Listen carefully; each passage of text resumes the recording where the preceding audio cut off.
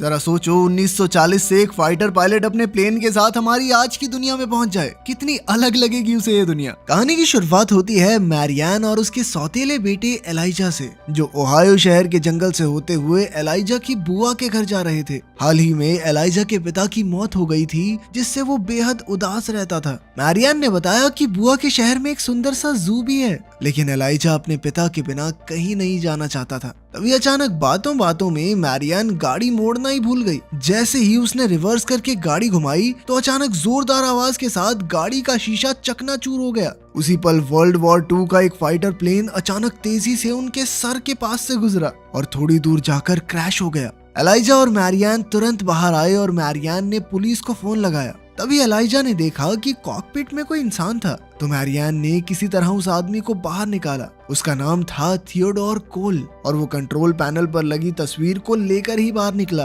असल में वो वर्ल्ड वॉर 2 का एक फाइटर पायलट था, जो न जाने कैसे समय में आगे आकर 21वीं सदी में आ पहुंचा था। जल्द ही वो जलते हुए प्लेन से दूर आ गए और कोल ने मैरियान का शुक्रिया अदा किया। कोल ने बताया कि वो एक फाइटर पायलट है और उनसे पूछने लगा कि वो बर्मा में क्या कर रहे हैं। तब एलाइजा ने कहा कि तू साले पैग लगा के प्लेन चला रहा था क्या? अमेरिका में है, हम बर्मा में नहीं। लेकिन कोल ने पूरे कॉन्फिडेंस से कहा कि हम बर्मा में हैं और लड़ाई का समय चल रहा है, तुम बाहर क्यों घूम रहे हो? पर फिर आसपास देखने पर कोल को एहसास हुआ कि ये तो वही ओहायो शहर है जहां वो रहता था। तभी हम देखते हैं कि आसमान में बादलों के बीच अजीबोगरीब सा चमकता गोला बन गया था। इसके बाद हम देखते हैं कि पुलिस कोल को हॉस्पिटल ले आई, जहां उन्होंने मैरियान का भी बयान लिया। उसकी बातें सुनकर पुलिस ने हिसाब लगाया कि कोल का दिमागी संतुलन ठीक नहीं है। इधर एलाइजा सोच रहा था कि कहीं कोल सच में सेकेंड वर्ल्ड वॉर का फौजी तो नहीं। फिर एलाइजा चुपके से कोल के कमरे में गया। वहाँ उसने कोल के लॉकेट को छुआ तो अचानक कोल की आंख खुल गई और उसने एलाइजा को जोर से पकड़ लिया।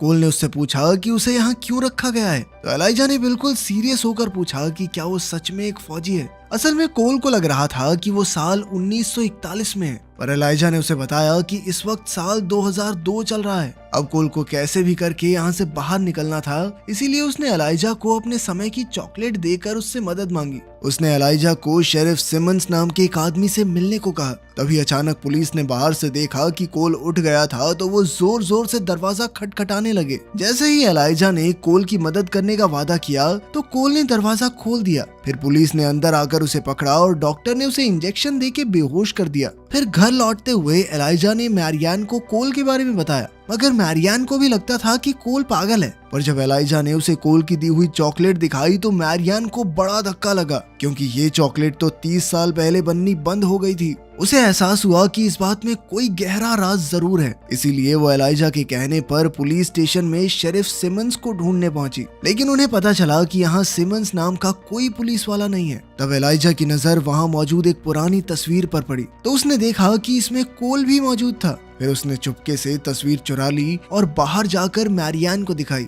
ये तस्वीर 1938 की थी, पर मैरियान कहने लगी कि हो सकता है ये कोल के दादा हों। इसके बाद हम हादसे की जगह को देखते हैं, जहां एक स्पेशल डिपार्टमेंट के ऑफिसर्स ने जाकर सारा इलाका सील कर दिया था। इस डिपार्टमेंट के हेड का नाम बेल था और उसकी असिस्टेंट थी नीना। ऐसा लग रहा था कि वो पहले से जानते थे कि कोल टाइम ट्रैवल करके यहाँ आया है। उन्होंने पूरी टीम लगाकर फाइटर प्लेन के सारे टूटे फूटे हिस्सों की तलाश शुरू कर दी। जल्द ही उस इलाके की जमीन हिलने लगी और बेल को एहसास हुआ कि उन्हें आसमान में मौजूद इस छेद के जरिए ही समय में आगे आई हुई सारी चीजें वापस भेजनी होंगी, वरना फिर बहुत बड़ी गड़बड़ हो जाएगी। फिर उसने अपनी टीम को फटाफट प्लेन ठीक करने का ऑर्डर दिया। इसके बाद उसने नीना को ऑर्डर दिया कि किसी भी हाल में कोल को जल्दी से जल्दी यहाँ लाओ, ताकि वो उसे उसके समय में वापस भेज सके। उधर हॉस्पिटल में कोल की आंख खुली तो उसने नीना और उसकी टीम को हॉस्पिटल में घुसते देखा। जैसे ही एक डॉक्टर उसे इंजेक्शन देने आया तो कोल ने उस पर हमला करके उसे बेहोश कर दिया और उसकी यूनिफॉर्म पहनकर बाहर आ गया। जब वो बाहर निकला तो उसे 21वीं सदी की आधुनिक दुनिया देखकर बहुत हैरानी हुई। तो उसने सोचा कि ये खुद से ही बातें क्यों कर रहे हैं। खैर, फिर वो एक मोटरसाइकिल लेकर वहाँ से भाग निकला। उधर मैरियान एक पेट्रोल पंप पर पहुंची तो एलाइजा ने यूं ही गाड़ी में मौजूद एक खत पढ़ लिया और उसे पढ़ते ही एलाइजा को धक्का लगा, क्योंकि उसमें लिखा था कि मैरियान एलाइजा को हमेशा हमेशा के लिए उसकी बुआ के यहाँ छोड़ने जा रही थी। पर उसने मैरियान से कुछ नहीं कहा। फिर जैसे ही वो सड़क पर पहुंचे तो अचानक मोटरसाइकिल पर आ रहा कोल उनकी गाड़ी से टकरा गया। उसे देखकर एलाइजा बहुत खुश हुआ और उसने अपनी चुराई हुई वो तस्वीर दिखाकर पूछा कि क्या ये तुम ही हो। कोल ने कहा कि ये मेरी ही तस्वीर है और साथ में शेरिफ सिमंस भी हैं। खैर फिर मैरियान ने उससे पूछा कि वो इतनी जल्दी में कहाँ जा रहा है, जिस पर कोल ने जवाब दिया कि वो अपनी पत्नी पॉलिन से मिलने जा रहा था। तभी अचानक दूर से पुलिस सायरन्स की आवाज आई तो मैरियान कोल और एलाइजा को लेकर भाग निकली। फिर वो कोल के बताए हुए रास्ते पर चलते हुए उसके घर तक आ पहुंचे। घर में जाकर कोल ने पॉलिन को आवाज दी तो एक औरत बाहर आई। फिर उसने मैरियान और एलाइजा को वहां देखा तो उसने पूछा कि आप लोग कौन हो। तो मैरियान ने यूं ही बात घुमाकर कहा कि कोल पॉलिन का पुराना दोस्त है और वो उससे मिलने आया है। फिर उस औरत ने कहा कि फिलहाल पॉलिन पॉटरी क्लास के लिए गई है, इसीलिए उन्हें थोड़ा इंतजार करना होगा। तभी कोल की नजर दीवार पर लगी तस्वीरों पर पड़ी और उसे धक्का लगा। असल में पॉलिन ने दूसरी शादी कर ली थी और उसके बच्चे भी थे। अब कोल निराश होकर बाहर जाकर खड़ा हो गया। इधर मैरियान ने इंटरनेट पर कोल के बारे में ढूंढा तो पता चला कि दूसरे विश्व युद्ध के दौरान एक क्रैश में कोल की मौत हो गई थी। उसी वक्त टीवी पर खबर आई कि एलाइजा को किसी ने अगवा कर लिया था। ये खबर देखते ही उस औरत ने तुरंत पुलिस को खबर कर दी। इधर कोल ने पीछे के दरवाजे से भागने की सोची पर वहाँ भी फौजी पहुँच चुके थे। तभी बाहर से लाउड स्पीकर पर ऑफिसर बेल की आवाज सुनाई दी, जिसके बाद कोल हाथ खड़े करके बाहर आ गया। बेल और नीना ने उसके करीब आकर कहा कि वो उसे कोई नुकसान नहीं पहुंचाना चाहते, बल्कि वो तो उसे उसके असली समय में वापस भेजना चाहते हैं। तभी अचानक जमीन फिर से हिलने लगी और नीना ने कहा कि ये सब कोल के टाइम ट्रैवल करके गलत समय में आने की वजह से हो रहा है। ऑफिसर बेल ने कहा कि वो गलती से भविष्य में आ गया है और उसे जल्द से जल्द वापस जाना होगा, वरना बहुत बुरा हो जाएगा। लेकिन उसी वक्त एलाइजा ने बाहर आकर कोल को बताया कि 1941 में क्रैश के समय उसकी मौत हो गई थी और जैसे ही वो अपने समय में वापस लौटेगा उसकी मौके पर ही मौत हो जाएगी। इसलिए वो उसी वक्त कोल के साथ गाड़ी में भाग निकला। जल्द ही पुलिस भी उनके पीछे लग गई, लेकिन कोल इस शहर के पुराने रास्ते जानता था, इसीलिए वो एक सुनसान जंगली इलाके में आ पहुंचा। अचानक गाड़ी का टायर पंचर हो गया और वो दोनों पैदल ही आगे निकल पड़े। फिर वो एक नदी किनारे पहुंचे तो कोल ने बताया कि वर्ल्ड वॉर में जाने से पहले उसने और पॉलिन ने आखिरी बार यहीं डांस किया था। यहीं उसने पॉलिन को अपने प्यार की निशानी के तौर पर एक लॉकेट दिया था। फिर उसने एलाइजा से अपनी मौत का पूरा सच पूछा तो एलाइजा ने बताया कि वो क्रैश के बाद दुश्मन की कैद में मारा गया था। ये सुनकर कोल को लगा कि उसके यहाँ होने से बहुत गड़बड़ी हो रही है, इसीलिए चाहे जो भी हो उसे वापस जाना ही होगा और एलाइजा को उसके साथ नहीं मैरियान के साथ होना चाहिए। मगर तब एलाइजा ने बताया कि मैरियान उसकी सौतेली माँ है और वो तो उसे हमेशा के लिए उसकी बुआ के पास छोड़ने जा रही है। एलाइजा ने कहा कि कोल और वो दोनों एक जैसे हैं क्योंकि उनका इस दुनिया में कोई भी नहीं। पर फिर कोल कहने लगा कि देख भाई, मैं यहाँ पॉलिन के चक्कर में आया था, उसने दूसरी शादी कर ली, बच्चे कर लिए, अब मेरा क्या काम यहाँ पे। लेकिन तब एलाइजा ने कहा कि उसे कोल में अपने पिता की छवि दिखाई देती है। फिर उसने बताया कि उसके पिता भी एक फाइटर पायलट थे जो 1 साल पहले अफगानिस्तान में मारे गए। अब वो कोल को भी अपने पिता की तरह खोना नहीं चाहता था। वहीं दूसरी ओर ऑफिसर बेल और उसकी टीम मैरियान को लेकर अपनी वर्कशॉप में पहुंचे, जहां उनके आदमी कोल के फाइटर प्लेन की मरम्मत कर रहे थे। बेल ने कहा कि सिर्फ मैरियान ही उन्हें एलाइजा और कोल तक पहुंचा सकती है, पर मैरियान ने कहा कि अगर कोल वापस चला गया तो उसकी मौत हो जाएगी। तब बेल उसे कंप्यूटर के पास ले गया और उसे अलग अलग इलाकों के नक्शे दिखाए जहां पर लगातार भूकंप बढ़ते जा रहे थे। ये सब आसमान में खुले उस पोर्टल में से आई हुई चीजों के वापस ना जाने की वजह से हो रहा था, इसीलिए अब कोल को वापस भेजना बेहद जरूरी था, वरना 10 किलोमीटर के दायरे में सभी लोग मारे जाएंगे। ये सुनकर मैरियान को मामले की गंभीरता समझ आई और वो मदद के लिए तुरंत राजी हो गई।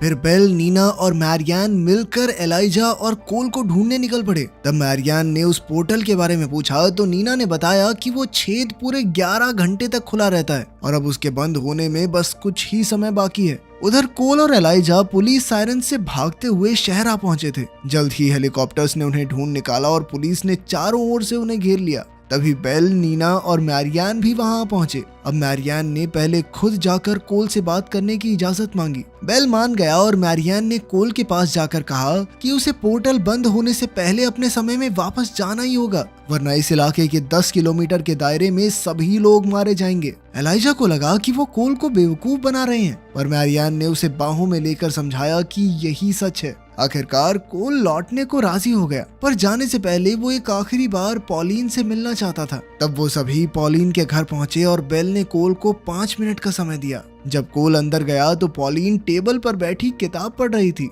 कोल को देखकर उसकी आंखें चमक उठी और कोल ने उसके पास जाकर माफी मांगी, क्योंकि वो पॉलिन को बिना अलविदा कहे ही युद्ध में चला गया था। कोल ने कहा कि मैं जानता हूँ कि तुम मुझे भूल चुकी हो, लेकिन मैं तो अभी भी तुम ही से प्यार करता हूँ। अब कोल के लौटने का वक्त हो चुका था, पर जाने से पहले पॉलिन ने उसे अपना लॉकेट दिखाया, जिसमें कोल की तस्वीर आज तक मौजूद थी। ये देखकर कोल की आंखें भर आई और उसने पॉलिन को एक आखिरी बार डांस करने के लिए पूछा। फिर उन दोनों ने एक दूसरे की बाहों में डांस किया और बेल कोल को लेने आ गया। कोल वापस आया तो एलाइजा और मैरियान उसका इंतजार कर रहे थे। उसका फाइटर प्लेन उड़ान के लिए तैयार था। तभी एलाइजा ने कोल को जोर से गले लगा लिया। इसके बाद कोल ने मैरियान को अकेले में जाकर कहा कि एलाइजा खुद को बहुत अकेला महसूस करता है, इसीलिए उसे बुआ के घर ना भेजकर अपने साथ रखना चाहिए। तब मैरियान ने एलाइजा को देखा और उसे अपने पति का चेहरा दिखाई दिया। कोल ने कहा कि शायद उसके यहाँ आने का यही मकसद था, जिसके बाद मैरियान ने वादा किया कि वो एलाइजा को अपने से दूर नहीं करेगी।